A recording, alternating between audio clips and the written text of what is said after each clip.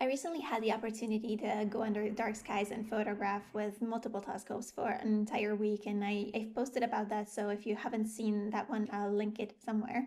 But that means I also managed to get a lot of data, so it's time to start processing it. I came back home yesterday because there's too much moon now, and so I will start processing them, and I think I will just go in like kind of a chronological order, because some of these projects that I was doing there, I actually started earlier. So I think the first one I'm going to start with is the Scorpion Nebula, which is in the constellation of Taurus. This is a project I started back in the beginning of February, but I just never collected enough data before, so I wanted to get some more data also because I had some issues with it. So that's what we're going to be doing today. My name is Lisa, you're watching The Space Koala.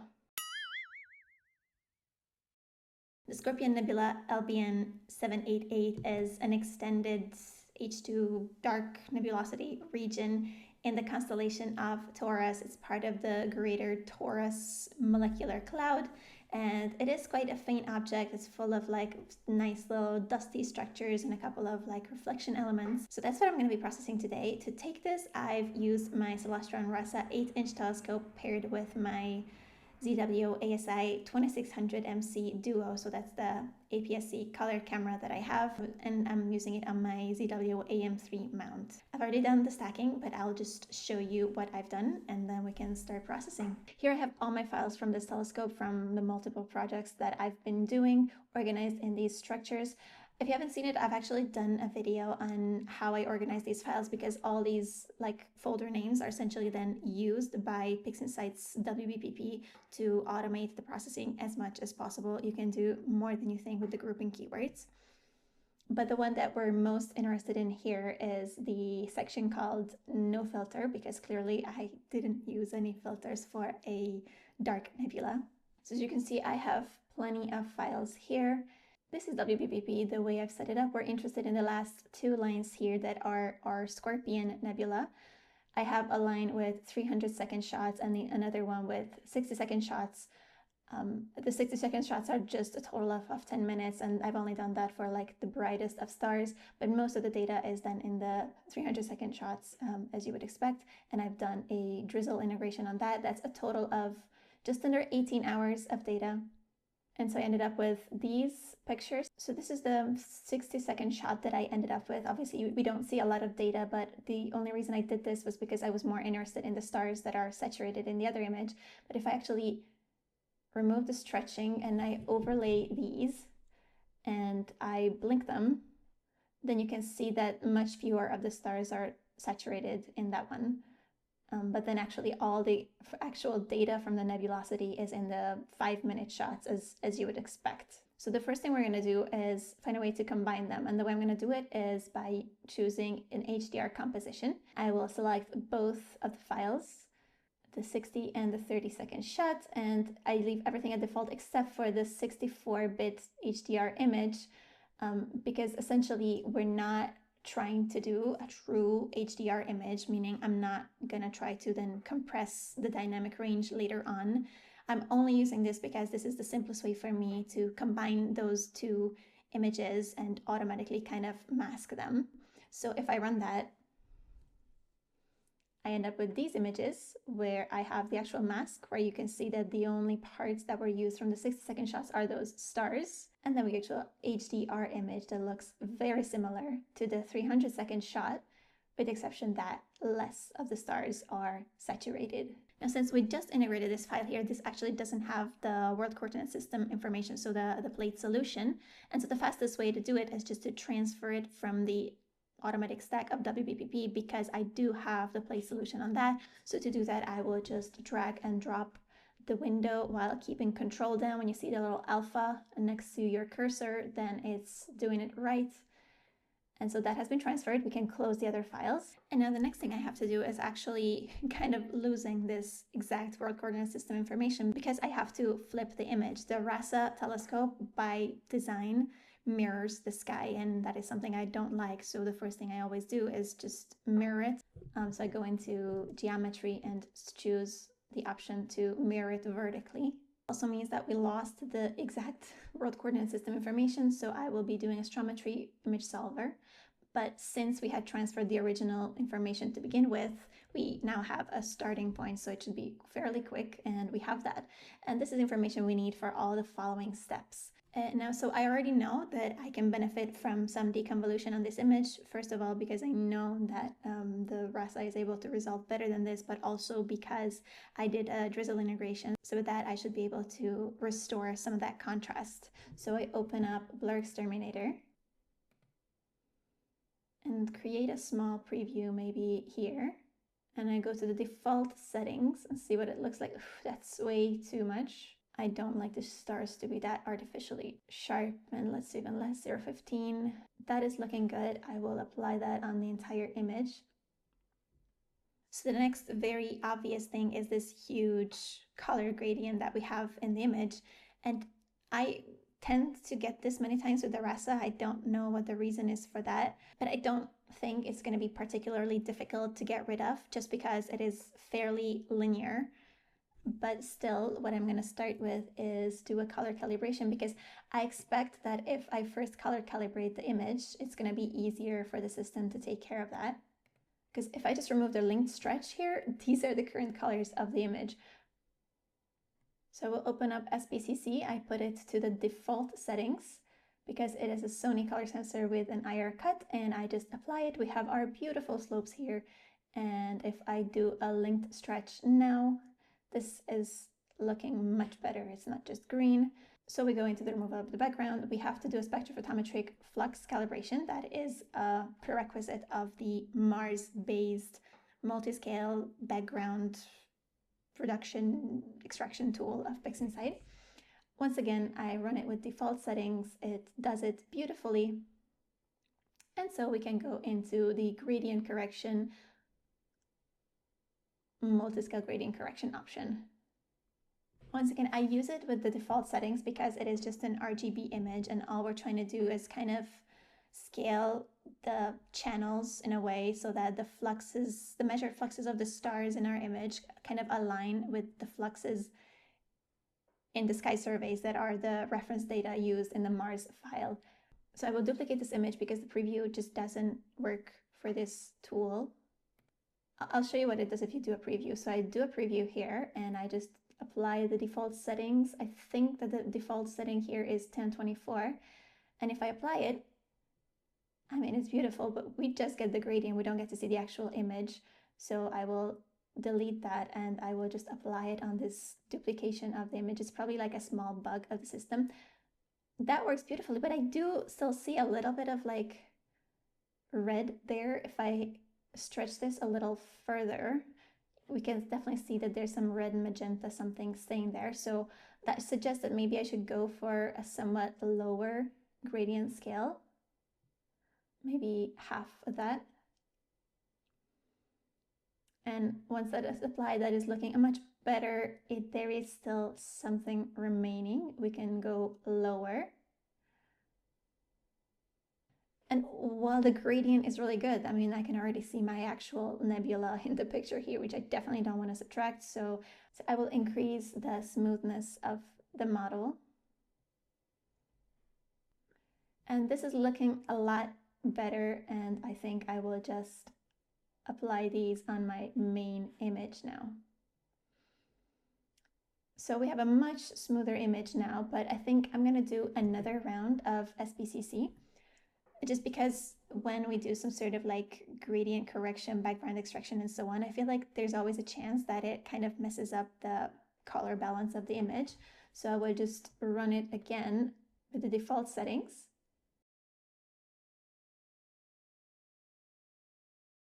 And it's obvious that it did something because it changed the scaling a lot. So we have a color calibrated image, which is almost ready to stretch, but it is looking very, very noisy for my liking. I mean, it is kind of normal to have some noise in these images because the data is faint, but it is still a lot for my liking. So I would like to apply some noise reduction still in the linear step. This time, because there's essentially 0 bright structures apart from the stars, I will not be using any masks. I will just apply the noise reduction on the entire image. We'll find a good place to maybe create a preview. Oh, what? What is that? Look at those structures. Is that real or is it like an artifact? They kind of look like those Herbig-Haro objects. I'm going to look up if this is something real or just an artifact. Okay, so this is the bright star. There's probably Albion 788 itself, which is... Oh yes, it's this part, because you can recognize the bright star and then those 3 stars next to it. So I have to go up and left from here.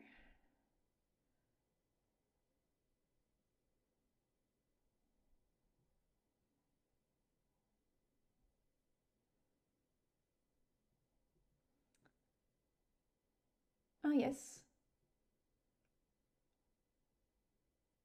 Oh yeah, it's there and it has the same shape. That's a very good sign. So what is it? Oops, what is this? HH, so it is a Herbig-Haro object. That's very nice. HH31A. These are just these structures, emission regions that form around young stars. And 31B, very nice. But not really the point here. We need to be doing some noise reduction, but I will just use this region to create my preview maybe for Noise Exterminator. I'm gonna do a live preview. Ooh, definitely not these settings. It looks like a painting. So this is exactly an example of what we don't want to do with noise reduction. So I will just reduce this by a lot. It's very grainy, but it's helping a lot with the color noise. I feel like I will leave the color noise reduction high and then maybe a bit more than this though. Yeah, let's try 0.6. This is looking acceptable, I would say. So I will just apply this to the whole image. And we're done with this. So next step, stretching.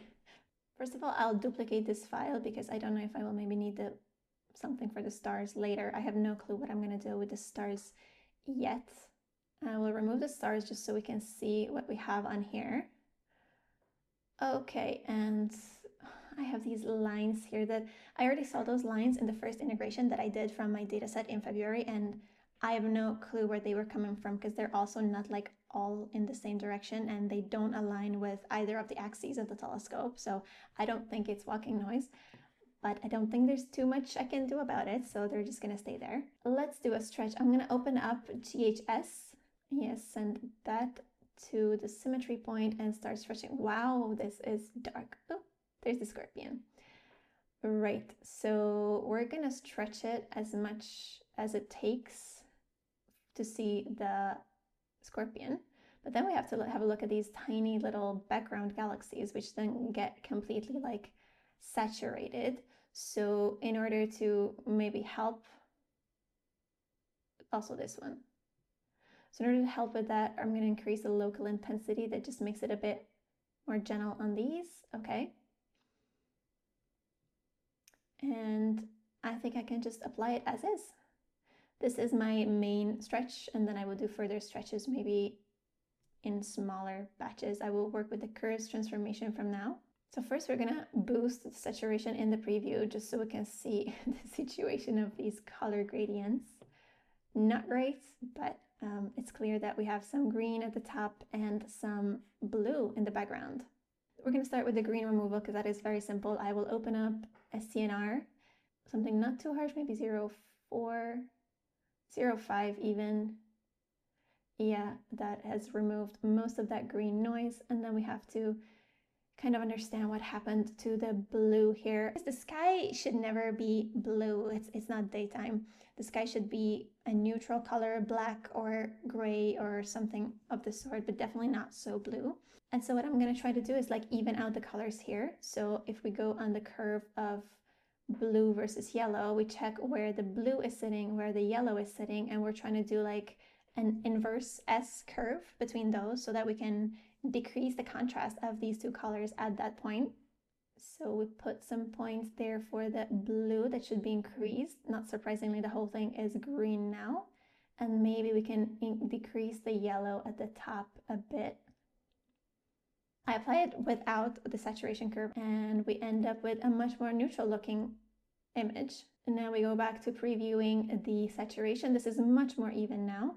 We do have some weird magenta left over and of course some green again. At this point the green is completely normal because we have just artificially added the green by playing around with the yellow and the blue.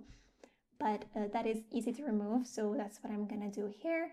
And I invert it and remove the magenta by removing the green from the inverted image as well. This is looking better, but now we just need to increase the contrast. This is going to be nice, maybe. Like this. My only concern is once again those little galaxies that now get completely saturated. So I feel like we need to be more gentle at the top here. Let's look at a small preview here. I mean, it's technically not saturated, but it looks as if it was. Problem is that we don't even have a lot of detail before. Anyway, so what I'm gonna do is kind of just like move my S-curve to the left here so that we're more gentle on the brightest parts of the image. We can still make it nice and intense and dramatically contrasted, but without being too harsh on the little galaxies. Okay, that is looking good. Now we have a bit too much noise for my liking, so I might... Oh, what is that? It's like next to the other object that we saw before, but it looks different. I'm gonna look it up. Oh, it's real. It's there. What is it? YSO. What's a YSO? A young stellar object. Oh, a young stellar object denotes a star in its early stage of evolution. This class consists of two groups, protostars and pre-main sequence stars. How nice. I wonder if it's like actual stellar jets. I think I might have to look this up. That is so cool. Okay, but let's have a look at our noise situation. Also, why is this HH not more red? I feel like it should be more red because those are just like ionized hydrogen regions, I think. So let's have a look at our red situation. I think I'm going to do a close-up here and have a look at the red curve because this is sitting here and then everything else should be a bit more down. I mean, it helps ever so slightly. I will apply that. Okay, I will just use this as a preview for another round of noise exterminator, not with the default settings. At this point, there's no further color noise that I want to touch, and I will also go further down on the intensity 04. Okay, I will apply this. I mean, it's not super visible, but I feel like it still makes it a bit more pleasant without exaggerating. What is that blue thing? I hope it's going to be kind of like covered by a star. I think I might have to do something unorthodox to get rid of that. Finally, I'm just going to apply a bit more curves to increase the contrast. So these dark places should be darker. These darkest areas should not be clipped black. We have these brighter areas here, especially here, that we really want to make like pop. So this is where our curve is going to sit nice, so we can kind of lift those areas off the background. A bit higher. Nice. That is looking good, and I will just add a bit of saturation. Okay, that will look good. I apply it. And at this stage, we're actually essentially done now. I have to do the stars now. I don't know if I can just use these stars that we have from the image, but I think I'm just gonna do, I mean, it's the same image, it's a clone of the image, but I will just stretch this one separately. I will do it via GHS once again. This time the symmetry point is actually on the left, so it's the same as a histogram stretch, but we're just gonna make it as flat as possible to make the fainter stars pop without saturating the brightest ones.